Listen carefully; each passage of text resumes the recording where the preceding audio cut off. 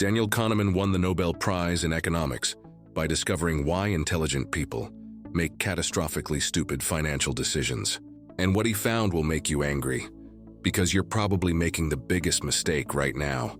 In this video, I'll expose the one cognitive system that keeps 95% of people trapped in financial mediocrity, and more importantly, the exact mental rewiring technique Kahneman's research revealed to break free from it. This isn't about budgeting apps or side hustles. This is about the hidden software running your financial decisions. The same system that makes millionaires lose fortunes and keeps hardworking people broke, despite doing everything right. Kahneman called it the most expensive mistake in human psychology. And once you see it, you can't unsee it. Let's start with why your brain is literally programmed to repel wealth. Here's what nobody tells you. Your brain evolved over millions of years to keep you alive, not to make you rich. And there's one cognitive bias Kahneman discovered that proves this more than any other. It's called loss aversion, and it's costing you a fortune every single day. Think about the last time someone offered you an investment opportunity. Maybe it was a friend's startup, maybe it was a stock tip, maybe it was real estate. What was your first thought? I'm willing to bet it wasn't about what you could gain. It was about what you could lose. Here's what Kahneman's research revealed. Losses feel approximately twice as painful as equivalent gains feel good. That's not just a feeling. That's measurable, documented brain activity. If losing $100 creates a certain level of psychological pain, gaining $100 only creates about half that level of pleasure. Now here's where this gets expensive. Because of this asymmetry, your brain is constantly screening opportunities through a filter of what could go wrong instead of what could go right. Kahneman documented this across thousands of experiments. People would reject opportunities with a 60% success rate, not because the math was bad, but because their brains couldn't stop fixating on that 40% chance of loss. Let me make this concrete. Imagine I offer you a coin flip. Heads, you win $200. Tails, you lose $100. Mathematically, this is a fantastic bet. The expected value is positive. You should take this bet every single time. But Kahneman found that most people reject it, not because they can't do math, but because that potential $100 loss dominates their thinking. Now scale this up to real life. That business opportunity that had a 70% chance of doubling your investment, you passed because you kept imagining that 30% scenario where you lose. That career change that could have tripled your income, you stayed in your dead-end job because you focused on the risk, not the reward. That investment property, you're still renting because you can't stop thinking about what happens if the market crashes. Here's the devastating part. While you're paralyzed by loss aversion, rich people are taking those same opportunities. Not because they're fearless, they have the exact same bias. But they've learned to architect their decisions differently. They use what Kahneman called reference point framing. Instead of thinking I could lose $10,000, they think I'm choosing between two futures, and in one of them, I'm significantly wealthier. The math is identical, but the psychology is completely different, and that psychological difference is worth millions over a lifetime. But here's where it gets darker. Loss aversion doesn't just make you avoid good opportunities, it makes you cling to terrible ones. This next bias is why you're still in that dead-end job, why your portfolio is bleeding money, and why you can't let go of that failing business. It's called the sunk cost fallacy, and it's the reason people throw good money after bad for years, sometimes decades. Here's how it works. You've already invested time, money, or effort into something. Maybe it's a business that's been losing money for 3 years. Maybe it's a stock that's down 40% from when you bought it. Maybe it's a career path you spent 6 years training for. The rational move would be to evaluate the opportunity based on future prospects alone. Forget what you've already put in, that's gone. The only question that matters is, knowing what I know now, is this the best use of my next dollar, my next hour, my next year? But your brain doesn't work that way. Kahneman's research showed that past investment clouds future decision-making in predictable, measurable ways. You've already put so much in. The thought of walking away feels like admitting defeat. Feels like making that past investment worthless. So you hold on. You hold that losing stock because selling would make the loss real. You stay in that business bleeding money because you've already invested 3 years. You stay in that career because you spent $100,000 on that degree. Studies of investor behavior reveal something shocking. People hold losing stocks an average of 124% longer than winning stocks. Think about that. When an investment is working, people sell quickly to lock in gains. When an investment is failing, they hold on desperately, hoping to break even. That's sunk cost fallacy, destroying wealth in real time. Here's what makes this so insidious. Every day you hold that losing position is a day you could have had that money working somewhere else. Every year you stay in that dead-end job is a year you could have been building skills in a growing field. The opportunity cost is invisible, but it's massive. I've watched people lose fortunes this way. That entrepreneur who kept pouring money into a failed concept for 7 years. That investor who held a stock from $50 down to $3 because it has to come back eventually. That professional who stayed in a dying industry for 15 years because they couldn't let go of their sunk training costs. The wealthy do something different. They practice what Kahneman called prospective thinking. They ruthlessly evaluate every situation based on future potential alone. The past is data, nothing more. If an investment is failing, they cut it immediately and redeploy that capital. If a career path is stagnating, they pivot without hesitation. Your past investments are gone. The only question is, what's the best use of this moment forward? That's the question that builds wealth. Loss aversion and sunk costs are devastating, but there's a bias even more insidious. Controls when you make decisions. And it's why you choose Netflix tonight over wealth tomorrow. It's called present bias, and it's the reason most people will die broke despite earning millions over their lifetime. Here's the brutal truth. Your brain is wired to overvalue immediate rewards and undervalue future ones. Not by a little, by a staggering, irrational amount. Kahneman studied this extensively in his research on temporal discounting. Here's a typical experiment. Would you rather have $50 today or $100 in 1 year? Mathematically, that's a 100% return, better than almost any investment you'll ever find. But the majority of people choose the $50 today. They'd rather have less money now than twice as much later. This isn't just about money. This is about every financial decision you make. Why do you buy that $5 coffee instead of investing it? Why do you lease a car instead of buying used? Why do you eat out instead of cooking? It's not because you can't do math. It's because your brain values that immediate pleasure so much more than future wealth. Let me show you how expensive this gets. That $5 daily coffee habit, you think it's just $5. But invested at 8% returns over 30 years, that's over $200,000. That car lease that feels affordable at $400 a month instead of buying, that's costing you roughly $300,000 in lifetime wealth. That decision to go out instead of cooking 3 times a week. Over a lifetime, that's approaching $500,000. But here's what kills me. It's not that you don't know this. When I show you the math, you agree.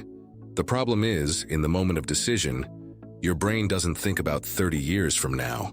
It thinks about the pleasure right now versus the abstract concept of future wealth. This is present bias in action.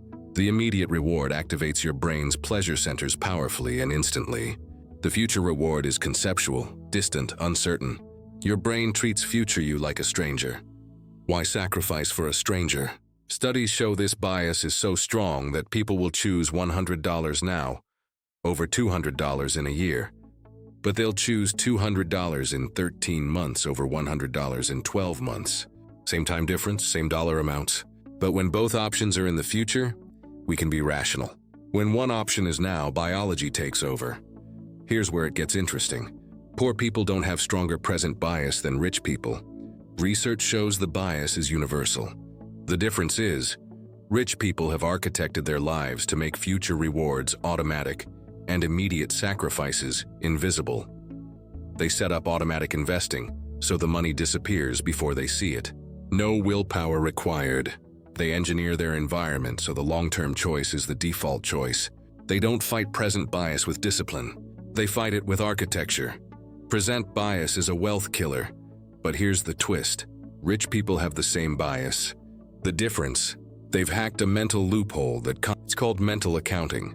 And it's why you're literally treating the same dollar differently based on arbitrary labels your brain invented. Here's what Kahneman discovered. Money is fungible. A dollar is a dollar. But your brain doesn't treat it that way. Your brain creates mental categories for money, and those categories control how you spend it. Ever gotten a tax refund and blown it on something you'd never buy with your salary? That's mental accounting. Your brain labeled that money fund money or bonus money, even though it's literally your own money the government was holding. Same with bonuses, birthday money, gambling winnings. Your brain treats them differently than regular money, even though there's no rational basis for it. Here's where this gets expensive. Think about your last major purchase. Did you shop around? Did you negotiate? Now think about a small purchase. Kahneman did an experiment that revealed something shocking. People will drive 20 minutes across town to save $10 on a $50 purchase, but they won't drive 20 minutes to save $10 on a $1,000 purchase. It's the same $10, same time investment. But your brain created a mental account called percentage savings that makes you treat those situations completely differently.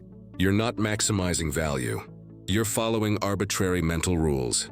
This shows up everywhere. You'll penny pinch on groceries but blow money on a vacation. You'll use coupons for household items, but buy premium brands when you're shopping for special occasions. You'll negotiate hard on your salary, but accept the first price on a house repair.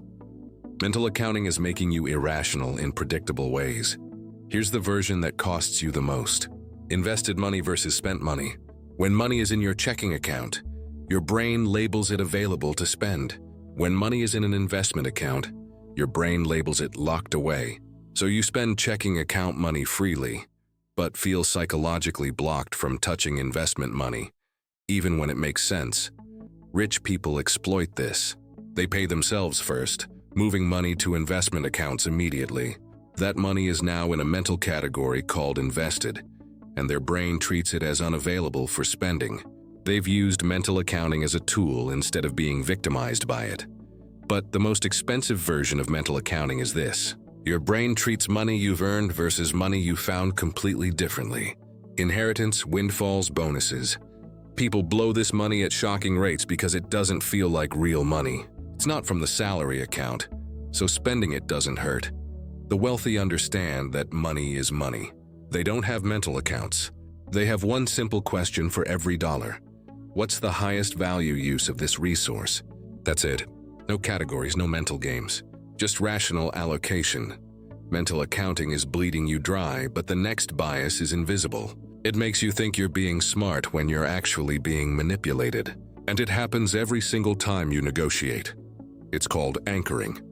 And here's Kahneman's famous experiment that exposed it. He had people write down the last 2 digits of their social security number. Then he asked them to bid on items like wine bottles and textbooks. The result? People with higher social security numbers bid 60 to 120% more than people with lower numbers. Think about that. A completely random number, totally unrelated to the item's value, influenced how much people were willing to pay. That's anchoring. The first number you see, even if it's meaningless, becomes a reference point that distorts all subsequent judgments. Now let's make this expensive. You're looking at a house. The listing says $500,000. After negotiation, you get them down to $450,000. You feel like you won.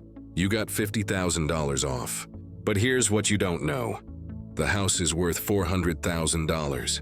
That initial $500,000 was an anchor, and it made you overpay by $50,000 while feeling smart. This is happening constantly. Cars, furniture, services, investments. Someone throws out a number first, and your brain treats it as meaningful even when it's arbitrary. Car dealerships know this. They start with manufacturer's suggested retail price, which is deliberately inflated. Real estate agents know this. They list properties above market value. Salary negotiators know this. They lowball first, and suddenly your counteroffer is anchored to their ridiculous starting point. Here's what makes anchoring so dangerous. Even experts fall for it. Kahneman did experiments with real estate agents, people who price properties for a living. He gave them the same house with different listing prices. The agents with the higher anchor appraised the property higher, even though they had all the same information. They knew they were being anchored, and they still fell for it.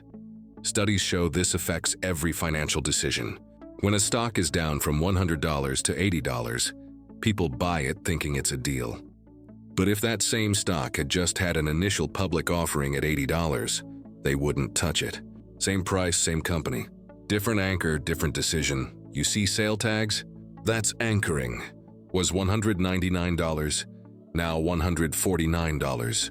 Your brain doesn't evaluate if $149 is a good price.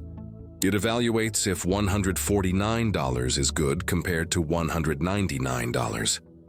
And retailers are manipulating that original anchor to make you overpay while feeling smart. The wealthy do something different when they negotiate. They never let the other party anchor first.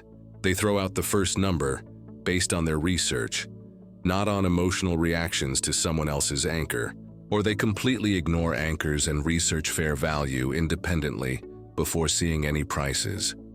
Here's your action step. Next time you're buying anything significant, research the fair value before you see the seller's price. Don't look at the listing, don't hear their offer.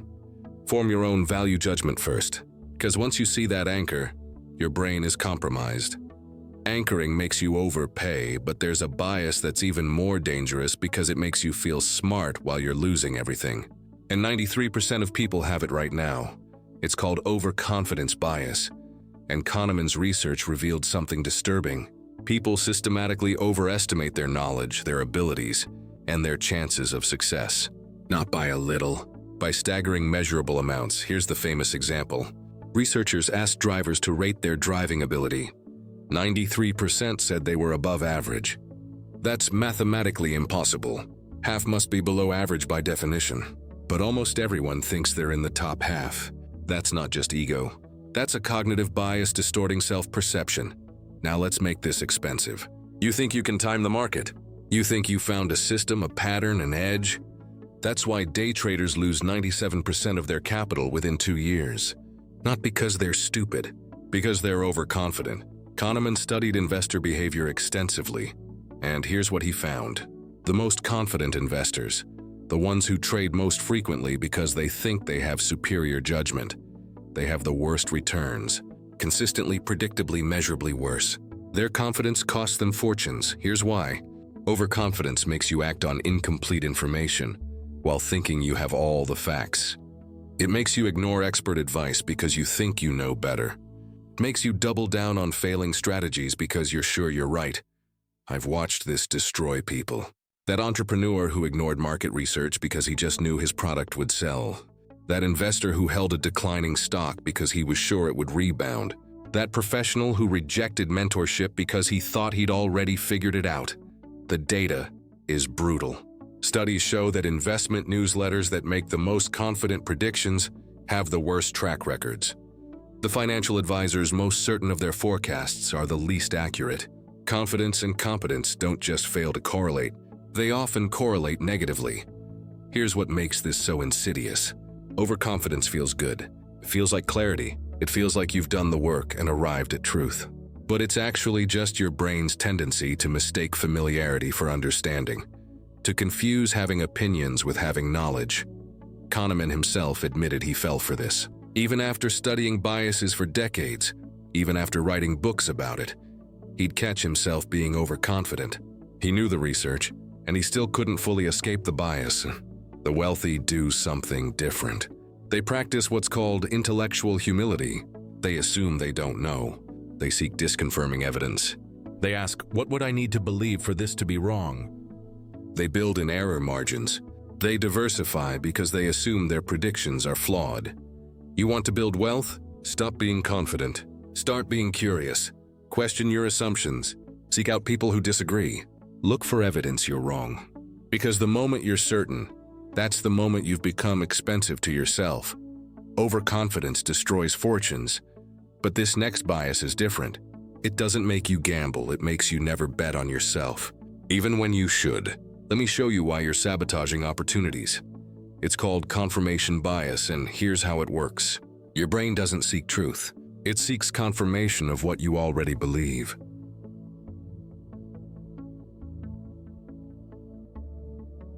This is documented, measurable, universal, and it's keeping you trapped in failing strategies while ignoring solutions that could change everything.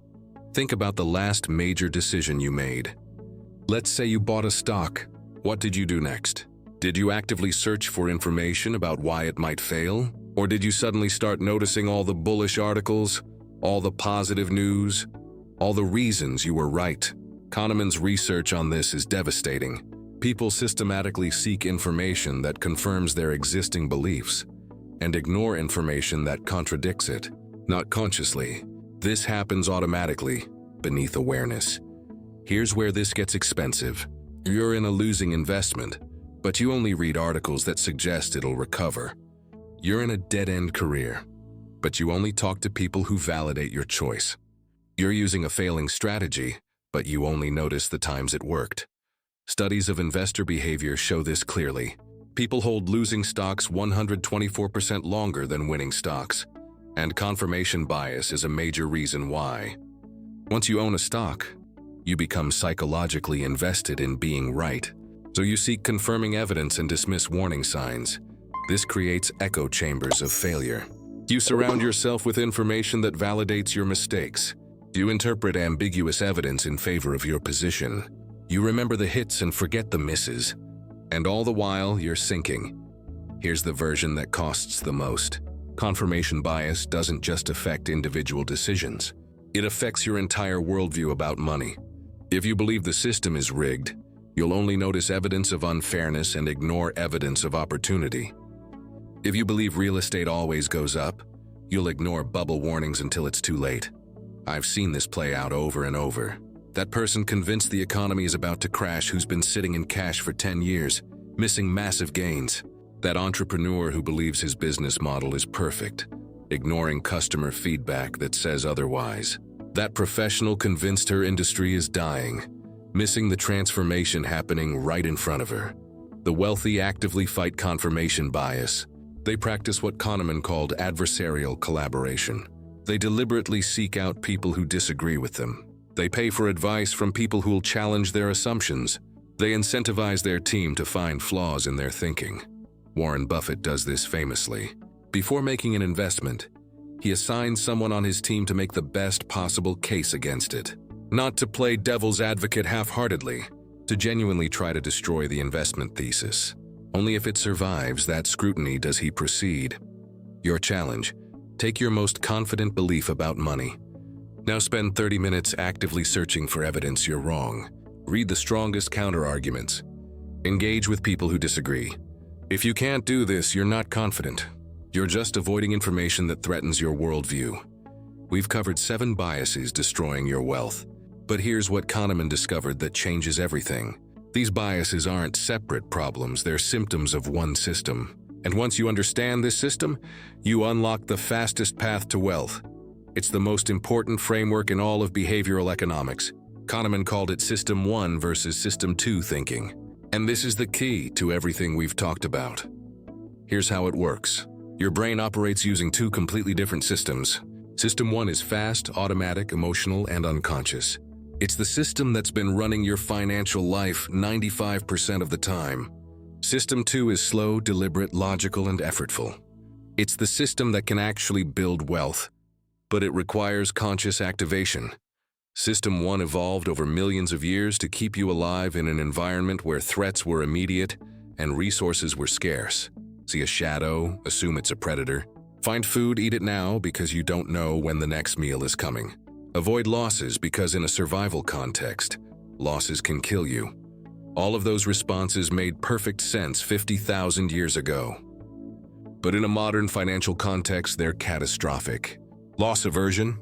That's System 1 overweighting dangers. Present bias?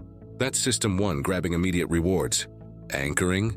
That's System 1 taking mental shortcuts. Overconfidence?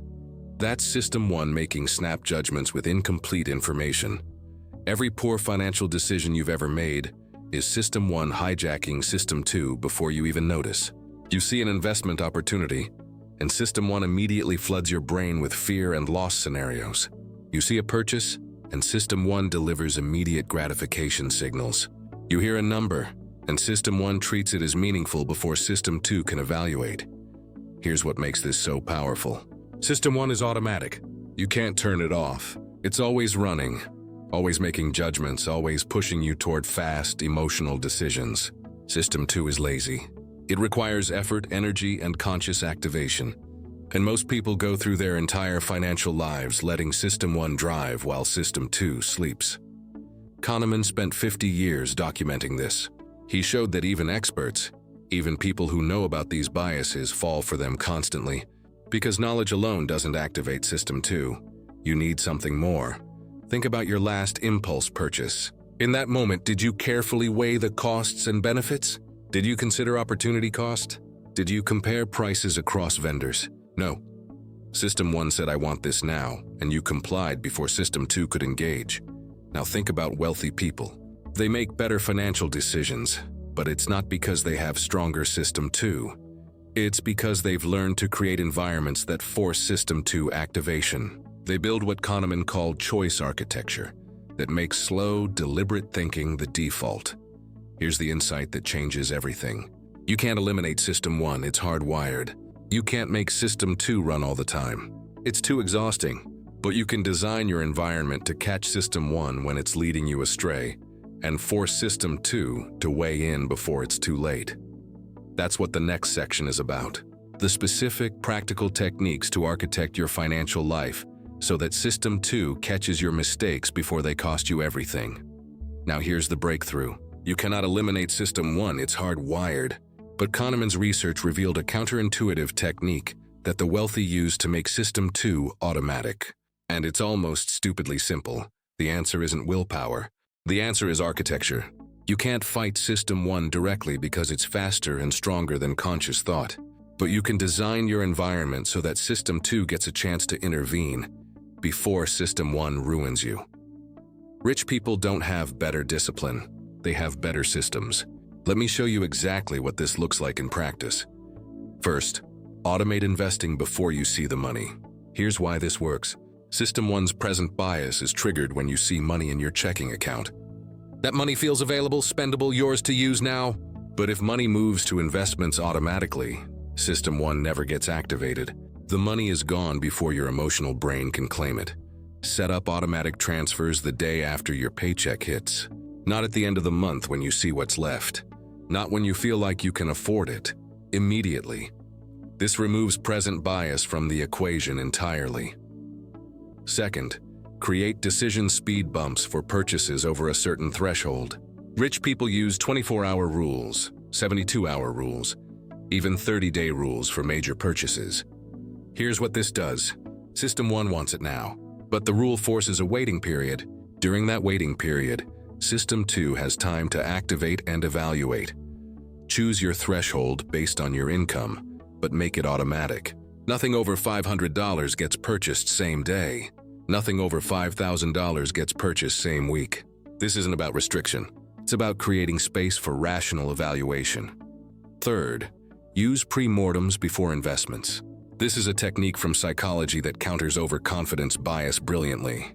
Before you invest, imagine it's 1 year later, and the investment has completely failed. Now write down all the reasons why it failed.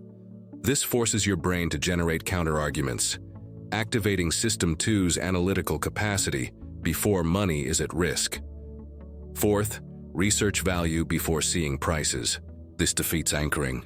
If you're buying a house, research comparable sales in the area and determine fair value before looking at listings. If you're buying a car, check true market value before hearing the dealer's price. Form your system. 2 judgment before System 1 gets anchored. Fifth, create forcing functions for confirmation bias.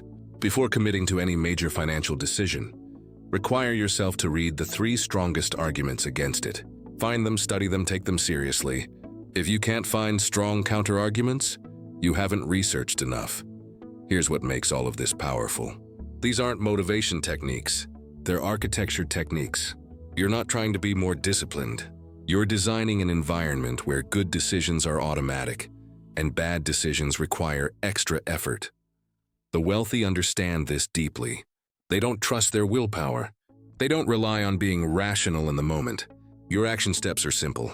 This week, set up one forcing function, just one. Automate your investing, or install a 24-hour purchase rule, or create a pre-mortem template. Start with one, make it automatic, then add another next month. Because here's the truth. Behavioral architecture beats motivation every single time. Build the system, and the system will build your wealth. These techniques are powerful. But there's one final piece Kahneman discovered that separates those who try this from those who build generational wealth. And it's the most uncomfortable truth you'll hear today. Even after learning everything in this video, you'll still fall for these biases. Kahneman himself admitted this. He said, "I've studied cognitive biases for 50 years, and I still make the same mistakes my research participants make." That's not discouraging, that's liberating. Because the goal isn't to become perfectly rational. The goal is to become aware and architected. Here's what separates wealthy people from everyone else. They don't rely on awareness. They rely on architecture. They know their brain will run system 1 first, so they build external systems that catch them when they fall. They don't trust themselves to be rational, so they remove the need for rationality from their financial decisions. Think about it. You now know about loss aversion, but the next time you face a risky opportunity, you'll still feel that fear. You now know about anchoring, but the next time you negotiate, that first number will still influence you. You now know about present bias, but tomorrow when you want that purchase, immediate gratification will still feel powerful. The difference is, now you can catch it. Now you can build systems that intervene. Now you can architect your environment so that even when System 1 tries to sabotage you, your systems override it. Here's your framework. First, audit your last 10 financial decisions. For each one, identify which bias controlled it. Was it loss aversion making you avoid opportunity? Was it sunk cost keeping you in a failing investment? Was it present bias choosing now over later? Write them down. Pattern recognition is the first step. Second, install your first forcing function this week. Pick the bias that's costing you the most and build one architectural intervention. If it's present bias, automate your investing. If it's anchoring, create a pre-research protocol. If it's overconfidence, build a pre-mortem requirement. One system, make it automatic. Third, build incrementally. Don't try to architect everything at once. Add one new forcing function per month. In a year, you'll have 12 systems catching your biases. In 5 years, you'll have more protection than 99% of people. Fourth, track your decisions in a journal. Review monthly. The biases you catch are biases you can counter. The patterns you see are patterns you can interrupt. This isn't about shame. This is about data. The final truth is this. This isn't about becoming perfectly rational. That's impossible, and Kahneman proved it. This is about becoming aware and architected. Wealthy people aren't smarter than you. They haven't transcended human psychology. They've just designed their environments to catch their own stupidity. You now have the same framework that's built billions in wealth. The research is real. The techniques are proven. The only question is, will you architect your life around this knowledge, or will you let System 1 keep running your finances into the ground? If this video just rewired how you see money, do me one favor. Subscribe to this channel, because I'm deconstructing the psychology of wealth every single week. The real research, not the Instagram guru nonsense. Hit subscribe and turn on notifications. Your challenge starting today. Pick one bias from this video. Just one. Install one architectural intervention this week that counters it. Then comment below and tell me which bias you're targeting first and what system you're building. You now see the biases. Time to architect around them.